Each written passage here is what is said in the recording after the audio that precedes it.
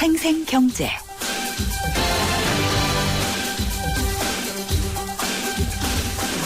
안녕하세요. 김은경입니다. 직장 다니시는 분들 치고 상사 스트레스 모르는 분 거의 없지 않을까요? 언론사도 다르지 않습니다. 요즘 많이 바뀌었다고는 해도 기자 사회에는 아직도 좀 도제식 문화가 남아있거든요. 그래서 기사 조금만 못 써도 선배 기자들이 거의 인격 모독에 가까운 그런 훈육을 하곤 합니다. 다 애정이라고 하는데 가슴은 아프죠. 그렇지만 가끔 이건 애정이 아니다 싶은 것도 적지 않았습니다. 개인 분풀이성 비난이나 지적이다 싶은 경우 분명히 있거든요. 그래도 상사가 지적하면 내 잘못이다 이렇게 생각을 하게 되고 일단은 참게 되는데 해외에서는 부당한 경우가 있을 때는 규제할 수 있도록 법이 마련돼 있다고 하네요. 공익인권 변호사 모임인 희망을 만드는 법은 그래서 이 상사의 타당성 없는 비난이나 창피를 주는 일, 과도한 업무 모니터링 이런 것들이 정신건강을 심각하게 침해하고 있다면서 충분히 연구조사를 통해서 입법화를 진행할 필요가 있다라고 밝혔습니다. 모든 일에 이의 있다 이렇게 법을 들고 나서는 것도 피곤한 일이 되겠지만은요. 특히 이 수직적인 우리나라 직장 문화에서 비롯되는 괴롭힘 이런 것들은 없어져야 될 것들은 맞죠. 논의가 좀 더 이루어졌으면 하는 바람도 갖게 되고요. 또 모든 법으로 가기 전에 사람 대 사람으로 해결을 보는 게 제일 좋고요. 그게 안 될 때는 법으로 보호할 건 보호하고 선 그을 건 그어야 하지 않을까 싶습니다. 네, 오늘 저희가 준비한 내용입니다. 2부에서는 정말 추억의 고가도로죠. 아현 고가도로 철거로 본 고가도로의 경제학을 준비를 했고요. 3부에서는 오늘 발표된 보건복지부의 3대 비급여 개선안, 환자들의 부담이 진짜로 줄어드는 건지 또 얼마나 줄어드는 건지를 중점적으로 다뤄보겠습니다. 김은경의 생생경제 1부 시작합니다.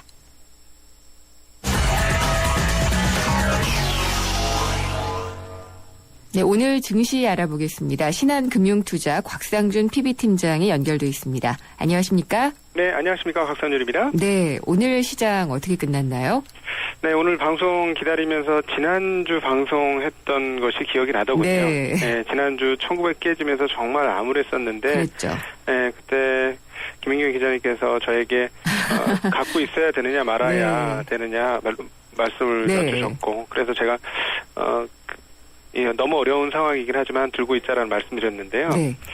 다시 한번 느낍니다. 주식시장이 항상 어려울 때, 가장 어려울 때 이상하게도 주식을 팔고 싶은 마음이 많이 들고요. 그렇죠. 네, 반대로 가장 좋을 때 주식을 더 사고 싶은 마음이 많이 네. 듭니다. 네, 그래서 그게 참 어려운 심리적인 갈등을 발생시키는 요인인데요.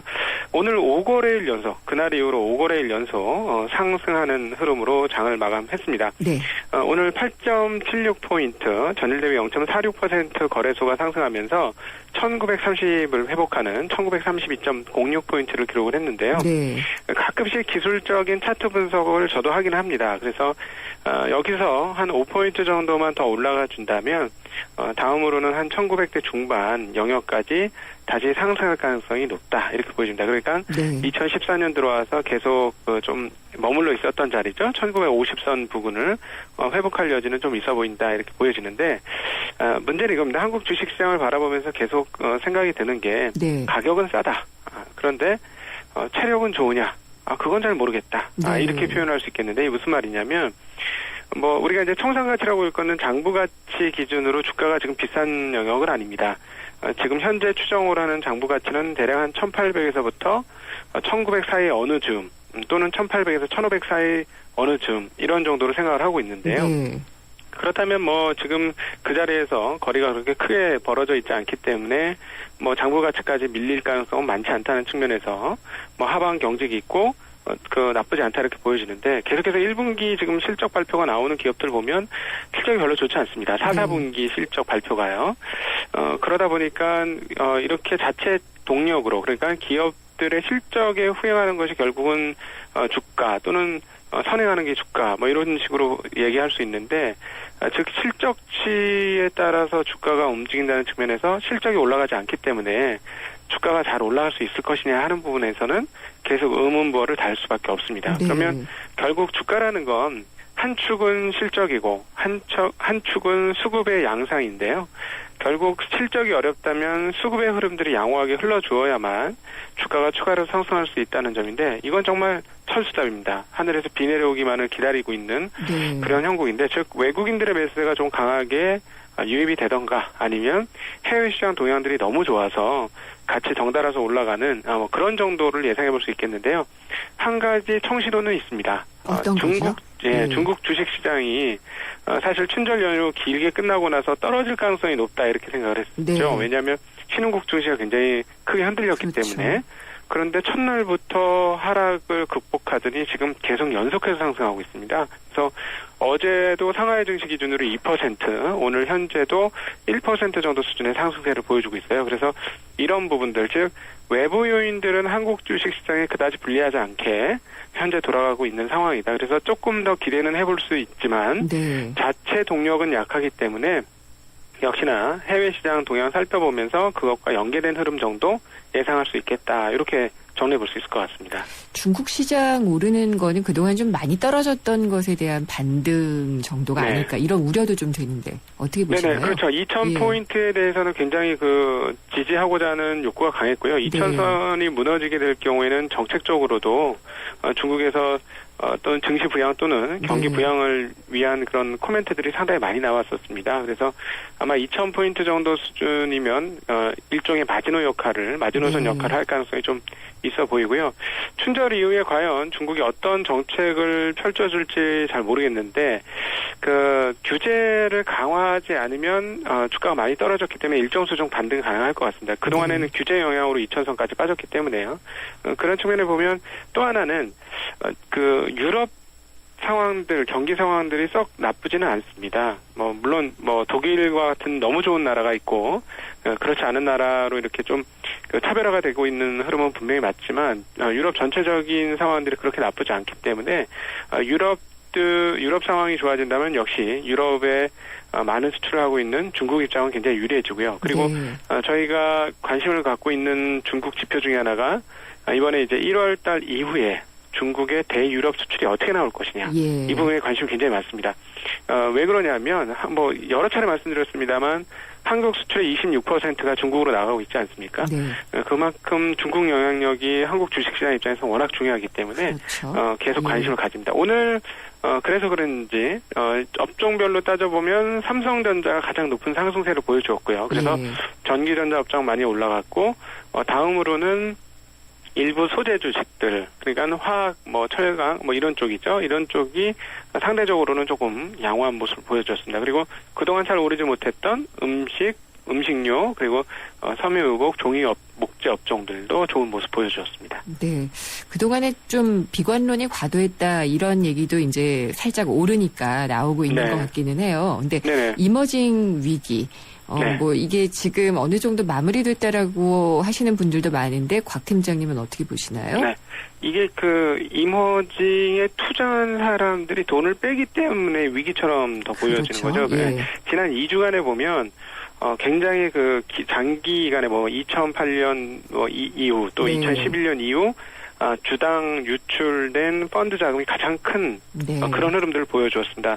그러니까 아시아, 퍼시픽, 이머징 마켓 이쪽 전부에서 돈이 빠져나가는 흐름들을 보여주었거든요. 네. 마치 러쉬를 이루어서 쫙 돈이 빠져나가는 것처럼 그런 모습을 보여주었습니다. 근데 네. 이번 주 들어오면서 외국인들 매매 태도를 보건대 이런 매도 흐름들이 조금 정리가 되고 있는 것 같습니다. 그래서 네. 아마 다음 주 정도에 그런 펀드들의 수급 흐름들이 다시 집계가 될 것인데요. 네. 그렇게 된다면 그 흐름들이 좀 잦아들면서 예. 신흥국 말하는 위기 상황 정도까지는 알겠습니다.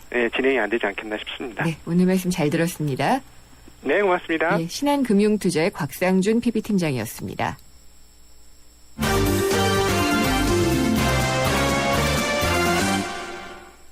네, 오늘의 주요 경제 뉴스 정리해 보겠습니다. 한국일보 이성철 산업부장 전화로 연결합니다. 안녕하십니까? 안녕하세요. 네. 저는 좀 반가운 소식이에요. 병원을 자주 다녀서 이 선택 진료에 대한 부담을 좀 줄여준다. 이런 것들을 포함한 내용이 나왔죠? 네, 지금 예. 이제 병원에 가면은 사실 일반 가벼운 네. 이 외래 진료비는 굉장히 저렴합니다. 네. 굉장히 저렴한데요.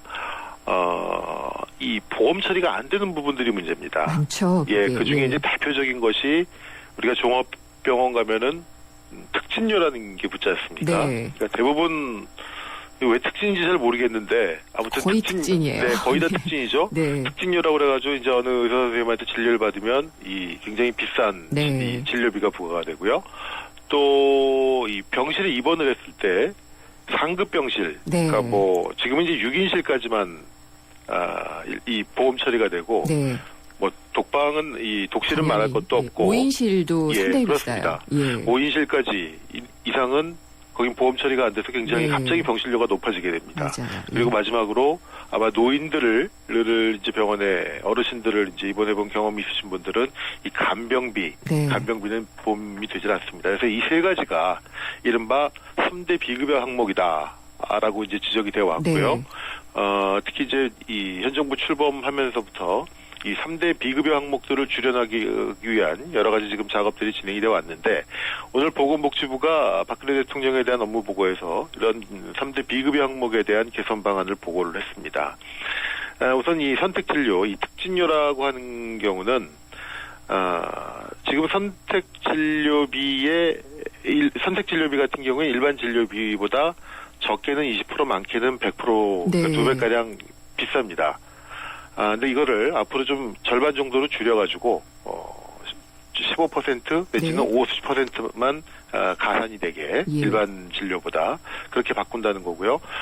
그리고 2016년까지는 아예 이 특진, 의사 수 자체를 줄인다는 겁니다. 지금, 아까도 말씀드렸지만 대부분이 특진이라고 그랬는데 그럴 수밖에 없는 것이 병원별로 이 특진 의사 선생님들이 한 80% 됩니다. 네, 실제로 그렇더라고요. 네, 예. 그러니까 의사 5명 중 4명은 특진인 네. 거죠. 그러니까 그분한테 진료를 받으면 무조건 돈이 비싼, 많게는 100%까지 이 진료비가 비싸게 되는데, 앞으로는 이 특진 의사 규모를 병원별로 80%에서 진료 과목별로 30%로, 그러니까 네. 내과를 가든, 뭐, 산부인과를 가든, 뭐, 다른 이 신경과를 가든, 그 과의 의사의 3분의 1 정도만 특진이 되고 나머지 3분의 2는 일반 진료를 받을 수 있게 이렇게 한다는 겁니다. 네. 그렇게 되면 아무래도 비용이 많이 줄어들게 되겠죠.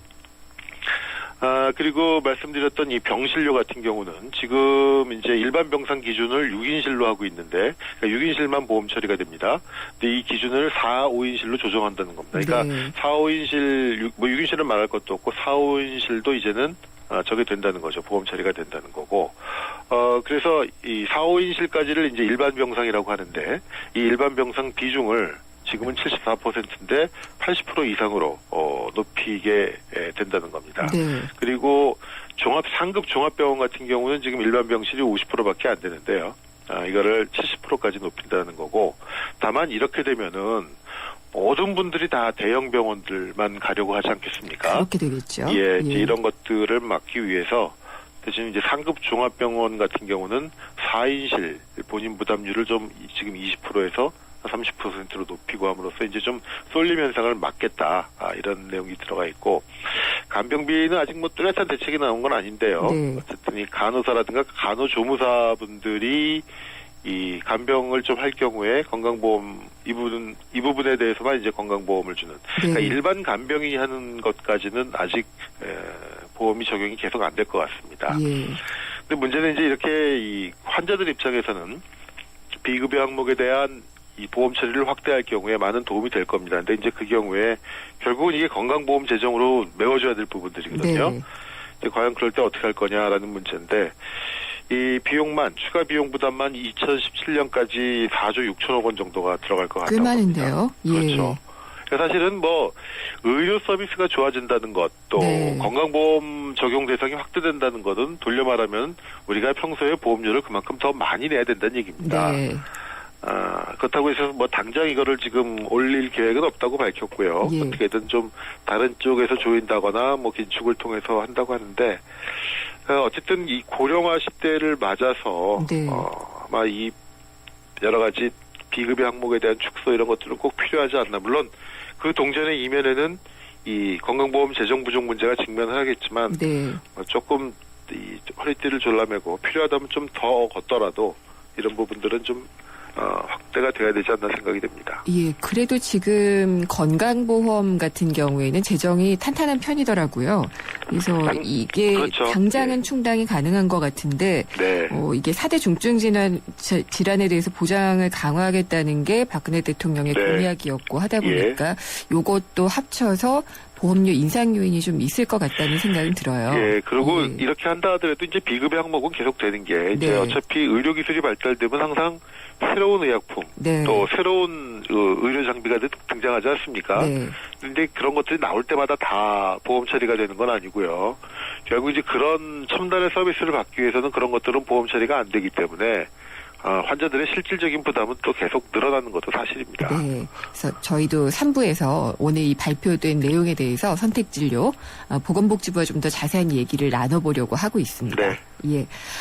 그리고 목요일 날이 금융통화위원회죠. 네. 네. 기준금리 동결될 거라고 대부분은 네, 보고 있는 별로 것 요즘은 같아요. 예측이 의미가 없는 것 같은데요. 네. 상당 기간은 동결 기조가 되지 않을까 예상이 됩니다만 어쨌든 국내 채권 전문가의 99% 이상이 이번 금통위에서 기준금리가 동결될 거다. 네. 그렇게 지금 전망을 했다고 합니다.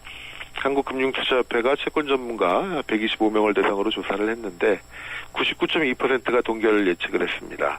지금 2.5%로 돼 있는데 지금 미국에서는 이 경기가 좀 좋아지다 보니까 테이퍼링을 할 만큼 조금 이제 그 돈줄을 조이는 쪽으로 가고 있습니다만은 네. 그거 자체가 또 이 시장 교란 요인이고 불확실성 요인이 되다 보니까 우리나라 한국은행으로서는 그렇다고 이 금리를 올릴 수도 없고 네. 또 내릴 수도 없고 그러다 보니까 이 어정쩡한 상태에서 아주 오랜 기간 금리가 아마 이 수준에서 묶여 있게 되지 않을까 네. 그렇게 예상이 됩니다. 새로 어떤 분이 오셔서 또 통화 정책을 펼치실지가 사실은 더 궁금해요. 바꾸기가 좀 힘든 거 예. 아닌가 생각이 됩니다. 지금 네. 상태로서. 네. 예. 그렇습니다. 더 관심 있는 게 바로 이제 오늘 밤하고 이제 내일 새벽이죠. 네. 제닛 옐런 의장이 이제 의회에서 보고를 하잖아요. 네, 그렇습니다. 어떤 말을 할지. 미국 예. 하원 금융서비스위원회에서 이제 우리 시간으로 오늘 저녁 10시 반이라고 그래요. 네.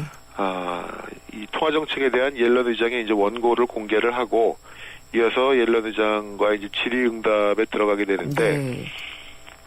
사상 첫 미국의 이 여성 중앙은행 총재로서 이제 지난 이달 초에 취임을 했고요. 네.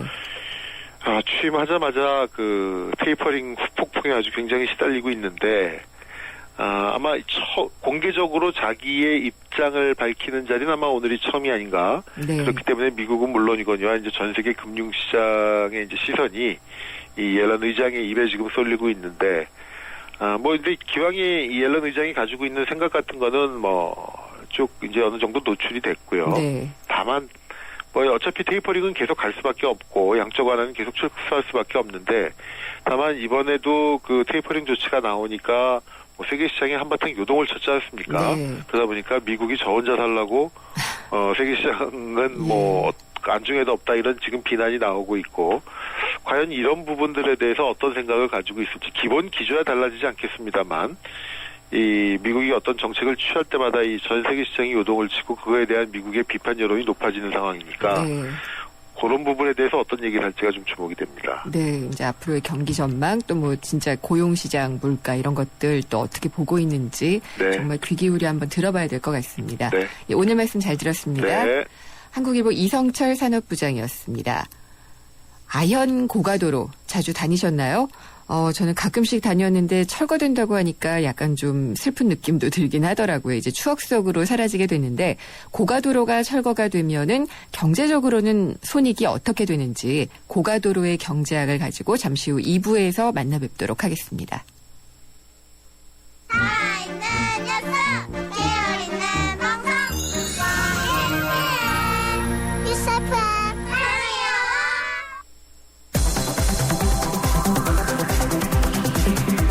한 걸음 더 경제와 가까워지는 오후 김윤경의 생생경제.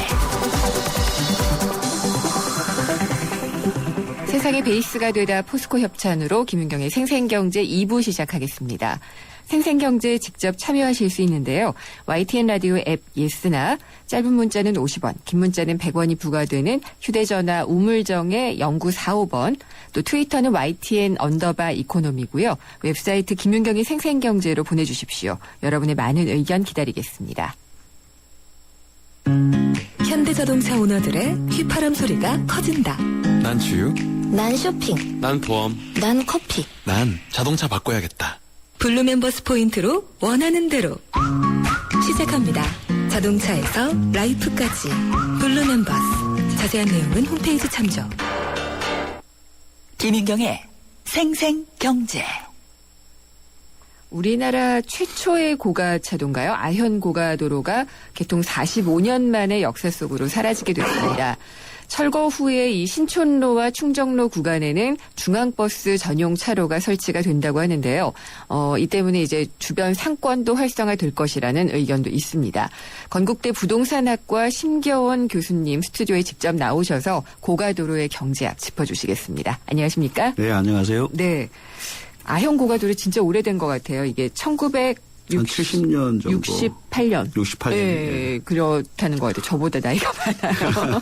근데 이게 철거가 된다고 하니까 어쩐지 이제 시대가 달라지고 있다는 그런 느낌이 드는데 예. 구체적인 철거 이유는 뭔가요? 예, 철거 이유는 여러 가지가 있습니다. 네. 먼저 지역 발전이 저해되고 그 상권이 죽었다. 그런 시민들의 민원이 가장 컸고요. 아, 네. 그다음으로는 이제 세계적인 정책들이 어떤 승용차를 계속 시내에서 편하게 몰 수 있는 정책이 아니고 네. 승용차를 출입을 좀 억제하는 정책으로 가고 있습니다. 사람을 위해서. 예, 그래서 네. 사람과 대중교통 이용자를 위해서 그런 트렌드 변화가 있고 또 세 번째로 보면은 이제 보행자 중시라든가 디자인을 강조하는 그런 트렌드가 있습니다. 그리고 마지막으로는 이제 그걸 계속 유지하는 비용도 좀 크다. 아, 그런가요? 예, 그래서 뭐 예. 비용이 좀 막대하기 때문에 예. 그런 것들을 줄이기 위한 그런 방안인 것 같습니다. 고가도로를 유지하는 비용이라면 어떤 건가요? 지금 보통 이제 시설물 관리 특별법에 의해서 그런 그 관리를 받고 있습니다. 받고 있는데 최근에 아현국가 같은 경우에는 C등급으로 나와 있습니다. 아, C등급 네. 상태였기 때문에 한 40톤이 지나가던 차를 20톤으로 낮추고 네. 그래도 이제 조금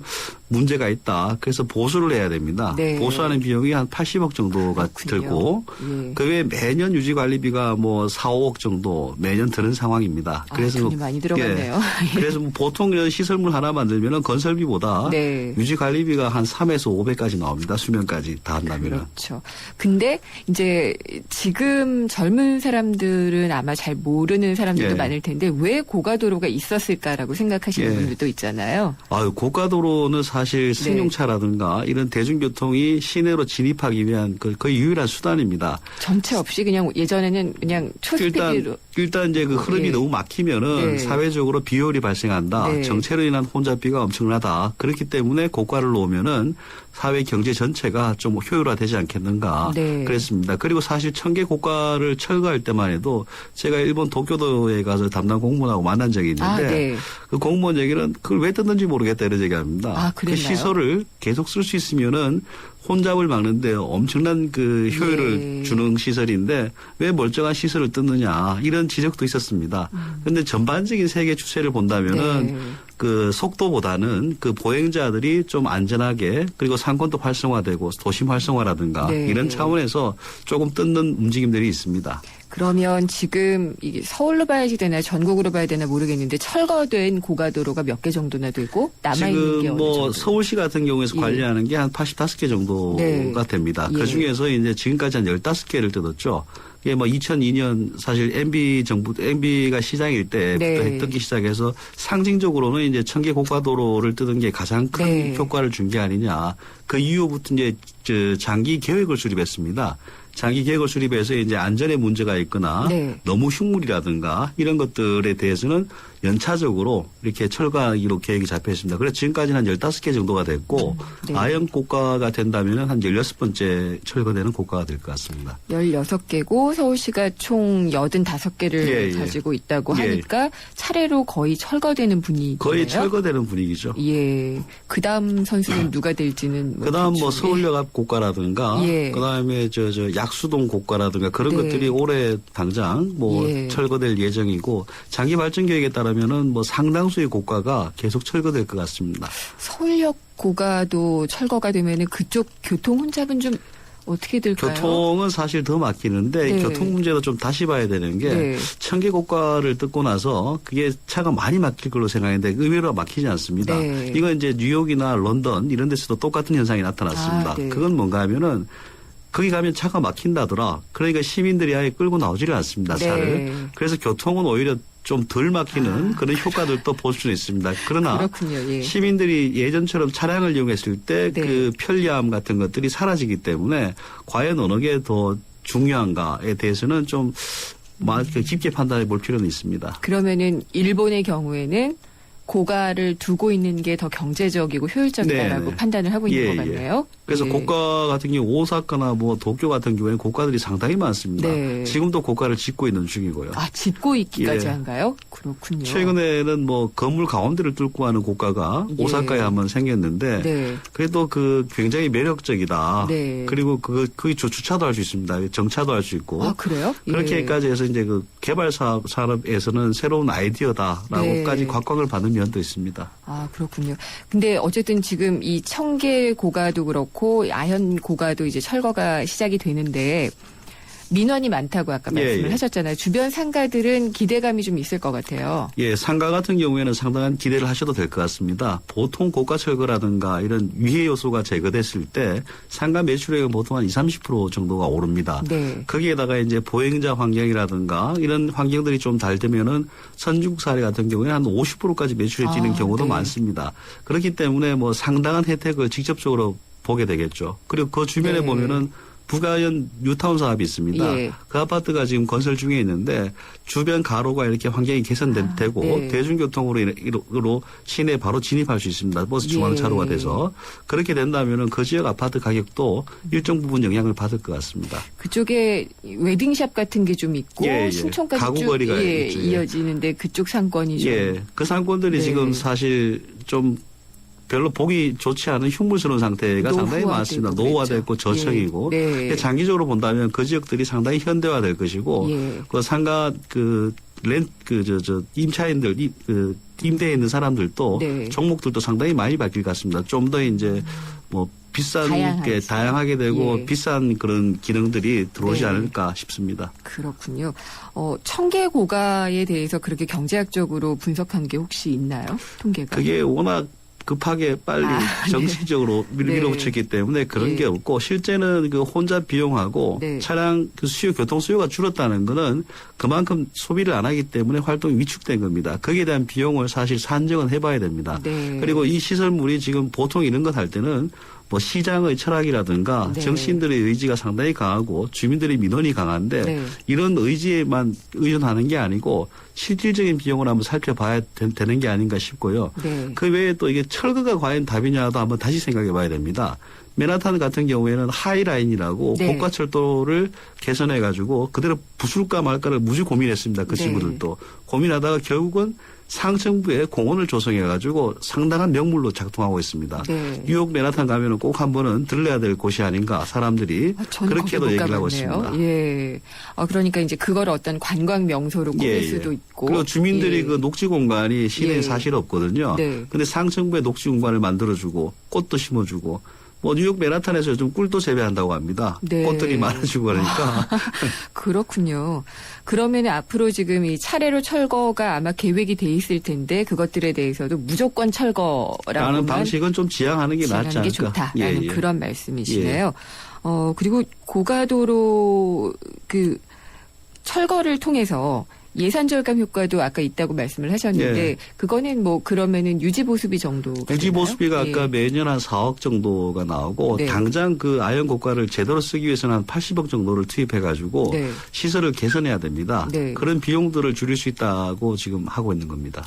아니 고가 철거하기 전에 교수님한테 상담은 안 하시던가요? 도시에서 제가 교통 분야 전문가는 아니고 주변 예. 상권 쪽으로는 뭐 네. 자문을 한 적이 있습니다. 그러니까 전문가들의 의견이 좀 수렴된 철거 계획일까요? 이 철거 자체는 세계적인 추세라고 봐도 됩니다. 네. 그러니까 거의 모든 전문가들이 여기 찬성을 하고 있고요. 그런데 예. 이제 일부 전문가들이 과연 철거가 과연 만능이냐, 철거 외에 다른 방식들도 충분히 있을 수 있다. 네. 요즘 도시 재생 같은 경우에는 역사성을 활용하는 장소의 정체성을 찾는 네. 그런 움직임이 상당히 강합니다. 그렇죠. 그럼 그 고가 자체에다가 예. 어떤 시설물이나 예술물을 추가하고 그렇게 한다면은 고가 자체가 명물이 될 수 있는 네. 그런 기회도 있는데 다양한 고가에 대한 대응책이 부족한 게 좀 지금 현실이 아닌가 싶습니다. 네. 그리고 아까 말씀하신 일본 같은 경우에는 아예 짓고 있다라고까지 지금 또 얘기를- 짓고 있습니다. 예. 예.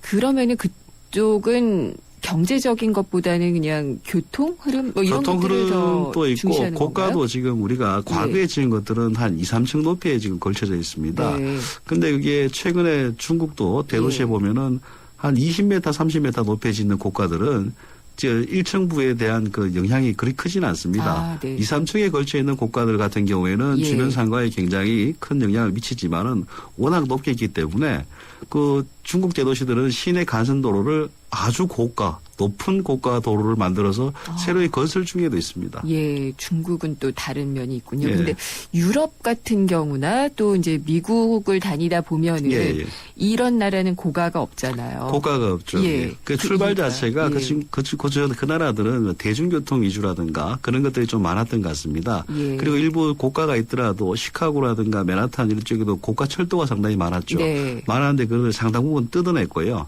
지금 상태는 오히려 그런 고가 같은 걸 좀 반대하는 움직임이 있고 네. 그리고 교통 자체를 대중교통 위주로 전환하면서 승용차를 위한 정책은 거의 지금 그 도입을 하지 않는다. 않는, 예. 그렇게 보시면 되겠습니다. 그렇군요. 그리고 근데 그런 생각도 들어요. 앞으로 중장기적으로 보면은 주변 상권이 활성화될 수 있는 게 있지만 예, 예. 철거 기간이 어느 정도나 되는지 모르겠지만 그동안 또 영업을 못 하지 않나요? 철거 기간 중에도 영업은 가능합니다. 네. 최근에 이제 그 철거했던 것들 보게 되면은 예. 물론 좀 흉물스럽고 과거보다 매출액은 좀 떨어지겠지만은 영업은 거의 다 계속 해왔습니다. 아, 그렇군요. 그래서 정말 이 말씀을 들으니까 무조건 철거해야지 된다라는 것에 저도 그냥 마취 예, 예. 이렇게 돼 있었던 것 같아요. 예, 예. 그런데 이렇게 살릴 수도 있는 방법도 있고 일본은 오히려 더 짓고도 있고 예, 이런 예. 것들을 좀 종합적으로 종합적으로 판단해서 판단할 의견을 필요가 좀 있습니다. 수렴을 하고 예, 예. 결정을 해야 되지 않을까 이런 예, 생각이 예. 좀 드네요. 오늘 말씀 재밌게 잘 들었습니다. 예. 감사합니다. 네. 건국대 부동산학과 심교원 교수였습니다.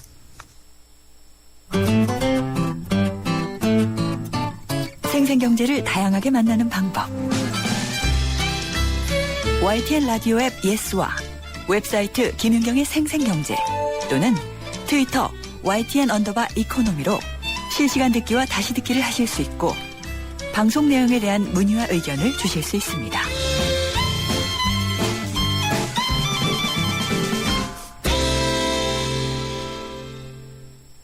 IT로 보는 경제 시간입니다. 최근이었죠. 마이크로소프트 차기 최고 경영자 CEO가 뽑혔습니다. 사티아 나델리. 이름만 딱 들어도 인도 냄새가 나지 않습니까? 인도인 출신이 지금 CEO로 임명이 됐는데 이것이 갖는 의미에 대해서 한번 좀 알아볼까 합니다. 마이크로소프트웨어 주민영 팀장님 전화로 연결돼 있습니다. 안녕하십니까? 예, 안녕하세요. 네.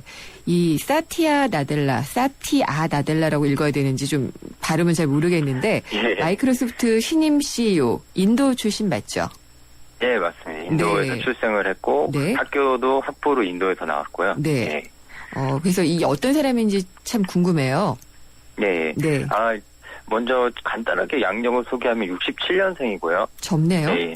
예. 예, 뭐 40대죠. 네. 예, 인도 하이데바라드라는 곳에서 출생을 했고 인도에서 전기공학을 학부로 수료를 했고요. 네. 그다음에 미국으로 건너와서 컴퓨터공학 석사 MBA를 취득을 했습니다. 예. 그리고 마이크로소프트웨어에 92년도 입사해서 지금까지 22년 동안 마이크로소프트에서 일을 계속 해왔고요. 네. 그러면은 지금 빌 게이츠가 창업을 하고 처음 CEO를 했었고 그다음에 예, 스티브 예. 발머였고 세 번째죠. 예. 네. 그래서 이번에 그 마이크로소프트 회사 차원에서는 좀 재미있게 살펴볼 부분이 네. 원래 그 스티브 발머와 빌 게이츠는 이제 공동으로 이제 창업을 했던 멤버들이었거든요. 그래서 빌 게이츠가 물러나고 이제 스티브 발머가 한 10년 정도를 끌어왔다가 세 번째로 이제 CEO가 임명이 됐는데 이제 창업자들의 시대가 좀 가고 네. 내부 승진에서 새로운 세대가 좀 이어받았다 이렇게 볼 수가 있겠습니다. 또 스티브 벨머와 다른 점이 기술 기반이라는 점이네요. 예, 스티브 발머 같은 경우는 이제 빌 게이츠 그 창업자가 주로 기술적인 부분을 초기에 많이 담당을 했고 네. 스티브 발머는 이제 MBA 출신이거든요. 네. 그래서 스티브 발머 시절에 이제 마이크로소프트가 기술 엔지니어들보다는 좀 MBA 출신을 중요하다 이런 비판이 사실 있기도 했는데요. 예, 이번에 임명된 사티아 나델라 CEO는 좀 독특하게 엔지니어 출신이면서 네. MBA도 마치고 좀 공동 그 기술적인 부분과 경영적인 부분을 좀 두루 갖춘 그런 네. 뭐 인사로 평가를 받고 있습니다. 근데 사실 그 IT 분야 기사들을 많이 보고 있는데 예. 이분은 잘 몰랐어요. 마이크로소프트에 오래 있었다고 하고 뭐 예. 괜찮은 분이다라고 얘기를 하는데 사실 잘 알려지지 않았던 분 같아요. 네, 사실 마이크로소프트가 뭐 구글이나 아니면 애플 같은 회사들보다 좀 그 주요 임원들이 좀 많이 노출이 안 되는 경우도 좀 있고요. 네. 예, CEO 중심적으로 좀 많이 활동하다 보니까요. 예. 대외적인 활동에서 그리고 특히 사티아 나델라 그 지금 신임 CEO가 원래 부사장 시절에 좀 대외 활동 이런 거를 많이 꺼려왔다는 그런 성격이라는 분석이 좀 있고요. 네. 예, 특히나 기존에 맡았던 부분이 이제 클라우드나 엔터프라이즈 부분을 이끌어왔는데 네. 뭐 성과는 되게 성공적으로 평가를 받았지만 이게 이제 특히 엔터프라이즈 기업 시장에 관련된 부분이라서 일반 네. 소비자들한테는 좀 많이 소개가 안 됐던 인물이었습니다. 그렇군요. 그러면은 혹시 이제 좀 나서기를 싫어했다라고 하면은 약간 좀 내성적인 사람이 아닌가라는 생각도 좀 드는데 내외부에서 지금 사티아 나델라 새 CEO에 대한 평가는 어떤가요? 일단 기본적으로 내부적으로 좀 반응을 보면요. 네. 기존에 좀 대중적으로 유명한 인물들 보면 스티브 잡스 같은 카리스마형 인물들이 좀 네. 있잖아요. 뭐 빌 게이츠 전임 창업자도 이제 비슷한 그렇죠. 성격이라고 볼 수 있는데요. 예. 그런 성격보다는 요즘에 좀 많이 알려지고 있는 아마존의 제프 베조스 CEO 같은 예. 좀 합리적이고 좀 실리적이고 좀 조용한 성격이라는 분석이 많이 있고요. 네. 그 덕분에 이제 단기적으로 마이크로소프트 확 무슨 회사 색깔이 변한다기보다는 좀 안정적으로 발전을 가지 않을까 그런 이제 평가가 많이 있고요. 네. 외부적으로 볼 때는 아까처럼 인지도가 좀 부족한 부분이나 그런 것 때문에 조금 예를 들어서 보통 신임 CEO가 임명이 되면 주가에 바로 좀 방향이 되잖아요. 네. 근데 마이크로소프트 주가를 보면 임명 직후에 상승폭이 한 0.5% 정도 됐는데요. 미미했네요. 예. 예, 외부적으로 봤을 때 특히 뭐 월스트리트나 이런 쪽의 시각에서는 조금 임팩트는 좀 부족했다. 약간 그런 평가인 것 같습니다. 네. 기사를 또 보니까 같은 인도 출신인 구글 부사장도 그 물망에 올랐었다라고 들었고요. 그리고 뭐 포드 CEO 뭐 엄청나게 이 차기 CEO에 대한 함화평이 많았잖아요. 예, 그렇습니다. 누구 있었죠?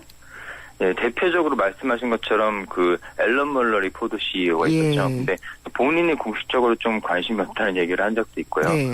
그 다음에 이제 MS 내부 출신이지만 최근까지 그 노키아의 CEO를 했던 스티브 넬록이라는 네. 인물이 있고요. 최근에 노키아를 인수하면서 마이크로소프트로 컴백을 하게 됐는데 이분이랑 그다음에 마크 워드 사장, 네. 오라클 사장이랑 한스 베스트버그, 에릭슨 CEO, 내부에서 토니 베이츠라고 부사장이었는데 이런 인물들이 좀 있었고요. 네. 아까 말씀하신 것처럼 구글에서 지금 안드로이드를 이끌고 있는 순다 피차이 예. 구글 부사장이 또 인도계인데 이분도 뭐 좀 다른 분보다 좀 비중이 적긴 했지만 언급이 된 적이 있습니다. 네. 어쨌든 최종 경합에서는 나델라 CEO가 선임이 됐는데, 그러니까 마이크로소프트가 예전만큼의 그 파워가 좀 없어 보인다는 생각은 좀 들어요. 예전에는 정말 강한 기업의 이미지였는데 그래서 이 나델라가 새로 좀 뭔가 새로운 바람을 몰고 올 것인가 기대는 좀 되거든요. 예. 일단 나델라 CEO에 좀 과제가 참 많이 있습니다. 특히 마이크로소프트가 원래 전통적으로 뭐 소프트웨어를 가지고 특히 기업 라이센스를 가지고 많이 매출을 올리고 있고 탄탄하게 그렇죠. 시장을 가지고 있는데 최근에 뭐 스마트폰이나 뭐 클라우드나 이쪽으로 오면서 조금 예전 같지 않은 아니면 좀 구글이나 아마존이나 애플 같은 회사들보다 좀 이슈에서 좀 멀어진 그런 감이 좀 있는데요. 네. 예, 나델라 CEO로 임명해서 일단은 원래 그 전에 클라우드 비즈니스가 MS가 되게 어려웠었는데 잘 키워냈던 좀 그런 경험이 있거든요. 네. 그래서 기존의 텃밭이라고 할 수 있는 기업 시장에서는 잘 해나갈 수 있을 것이다. 안정적인 선택이다. 이런 평가가 있지만 반면에 이제 또 마이크로소프트가 하드웨어나 특히 노키아를 최근에 인수했기 때문에 또 윈도우 폰이라는 그 모바일 운영체제나 이런 쪽에서 네. 새로운 도전을 할 때는 조금 더 지켜봐야 되겠다 이런 평가가 더 많은 것 같고요. 네. 예. 그거 관련해서. 빌 게이츠는 어떻게 되는 건가요?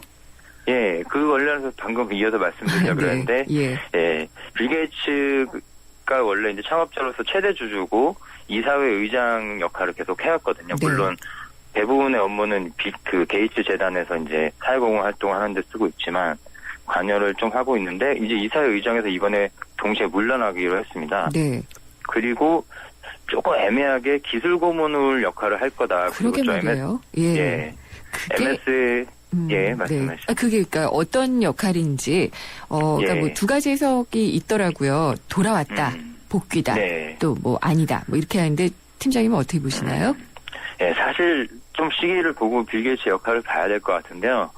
제일 지켜볼 수 있는 포인트는 향후 MS에서 개최하는 행사에 빌 게이츠가 얼굴을 드러낼 것이냐 아닐 것이냐 뭐 이런 거를 가지고 좀 판단을 할 수 있겠지만 네. 저는 개인적으로 지금 예상을 해보자면 뭐 수렴청정이거나 빌 게이츠가 완전히 MS에 복귀한다거나 네. 이런 모델은 좀 아닌 것 같습니다. 그래서 판단 근거는 이제 월스트리트저널에서 보도가 나왔는데 빌 게이츠 전 회장이 이제 복귀한 것이 본인의 의중보다는 그 신인 나델라 CEO가 요청을 한 것이라는 보도가 나왔거든요. 네. 예. 네. 그래서 나델라 CEO 같은 경우도 지금 빌 게이츠 말고도 스티브 발머 전임 CEO도 이사회에 남아있고 새로 선임된 이사회 의장도 CEO 출신이거든요. 네. 그래서 그 사이에서 어떤 정치적인 역할 때문에 빌 게이츠한테 요청을 한 게 아니냐 이런 좀 분석도 있는데 그게 맞다면 나델라 회장이 요청을 해서 빌 게이츠가 받아들였다. 그리고 네. 부족한 부분을 좀 메워주는 역할을 할 것이 아니냐 이렇게 좀 생각을 하고 있습니다. 그렇군요. 그렇게 되면은 본인도 조금 연착륙할 수가 있을 테고, 예, 네, 그런 예. 걸 요청했다는 그런 설이 왠지 좀 설득력이 있어 보이네요. 네. 그리고 처음에 이제 인도 얘기를 했지만 인도계가 실리콘밸리에 상당히 많기는 한데 CEO는 네. 또 그렇게 많지는 않았잖아요. 그래서 이번 건을 두고도 해석이 좀 여러 가지 있을 것 같아요. 네, 일단은 그 인도계에서 되게 반기는 목소리가 많더라고요. 네. 그게 이제 아무래도 마이크로소프트가 뭐 아까처럼 예전 같지 않다는 평가도 있지만 지금 시가총액 기준으로 전 세계 이제 4위 정도 되는 엄청난 기업이기 때문에 아까 말씀하신 것처럼 기존에 인도계 출신의 CEO들이 있었지만 네. 그게 뭐 펩시나 그다음에 뭐 카드 이런 쪽에 마이크로소프트보다는 좀 이렇게 회사 규모가 크진 않았거든요. 네.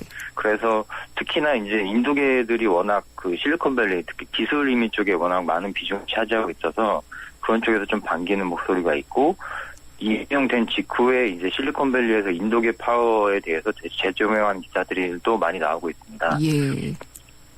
근데 인도 사람들 그러면은 9구단 아니라 10구단 외우잖아요. 그래서 예. 굉장히 머리가 좋다 이런 느낌도 있고. 예. 예. 그래서 관련된 거 보면요. 그 일단 뭐 임명된 직후에 그 실리콘밸리 인사들이 좀 인도계 인사들이 좀 자존심이 높아지고 프라이드가 높아지고 있다 이런 반응도 나왔고 네. 또 반대로 이제 그 미국 사회에 뭐 사티아 나델라 같은 이민자가 더 필요하다 해서 이민 정책을 장려하는 그런 기사들도 좀 많이 쏟아지고 있고요. 네. 그렇군요. 인도계 인물들이 아까 그 이미지 얘기도 해주셨지만 예, 중국계나 한국계나 다른 그 이민자들보다도 실리콘밸리에서 주요 요직을 꿰차고 있는 경우가 참 많습니다. 네. 그래서 아까 말씀해주신 잠깐 나왔던 그 안드로이드와 크롬을 채고 있는 구글의 순다 피차이 부사장이 있고, 네. 예, 구글에만 인도계 출신 CEO 부사장들이 되게 많아요. 그렇군요. 그래서, 예, 구글 플러스의 빅 군도트라 부사장도 있고, 예. 예, 그래서 실리콘밸리에서는 이미 인도계들이 뭐 제품 발표할 때도 그렇고 무대에 올라서 직접 소개를 하고 인도계 중역들을 많이 볼 수 있고요. 네. 특히 엔지니어들이 많고 네. 워낙 인도계 엔지니어들이 많아서 주요 IT 기업의 구내식당에 가면 인도 음식을 항상 따로 내는 코너가 있다고 하더라고요. 그렇군요. 그러면은 인도계가 이렇게 실리콘밸리에서 계속 약진을 하고 있는데 우리는 어떻게 해야지 될까? 한국계도 꽤 있잖아요. 예. 일단 그 실리콘밸리 사례를 보면요.